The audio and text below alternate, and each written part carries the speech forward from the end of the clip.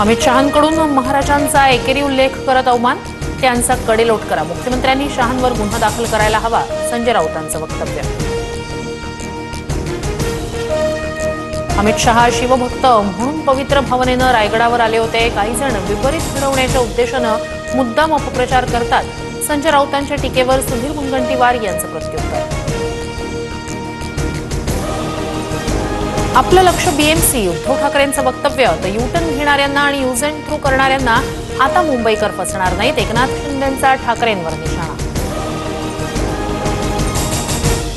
परप्रांतीय म्हणून फक्त उत्तर भारतीयांसोबतच वाद होतो, कारण उत्तर भारतीय लोकांचे नेते नालायक आहेत. मनसेच्या अविनाश जाधव यांचं वक्तव्य. मनसेचं फ्रस्ट्रेशन आता सगळ्यांना दिसतंय. गुणरत्न सदावर्ते यांनी मनसेला डिवचलं. तर मी कोणत्याही भाषेत बोलणार, सदावर्तेंचं वक्तव्य. फुले सिनेमातील एकही सीन कट होता कामा नये. सर्व ब्राह्मण महात्मा फुलेंच्या विरोधात नव्हते, तर काही कर्मठ ब्राह्मण फुलेंच्या विरोधात होते. छगन भुजबळांचं वक्तव्य. पुण्यातील दीनानाथ मंगेशकर रुग्णालय गर्भवती महिला मृत्यू प्रकरणी डॉक्टर सुश्रुत खैसास यांच्यावर गुन्हा दाखल होण्याची शक्यता. ससून रुग्णालयाचा अहवाल पुणे पोलिसांना मिळाल्यानंतर कायदेशीर कारवाई होणार.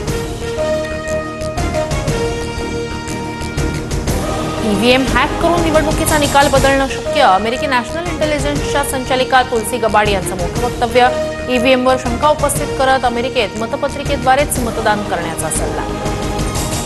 भारतात वापरल्या जाणाऱ्या ईव्हीएम सुरक्षितच, गबाड यांचा दावा भारतीय निवडणूक आयोगानं फेटाळला.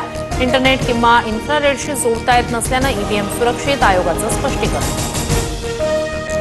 रोहित शर्माला कॅप्टन करा. शिर्डीत साईंच्या दर्शनाला आलेल्या नीता अंबानींकडे चाहत्याची विनंती. तर बाबा की मर्जी, असं नीता अंबानींचं उत्तर.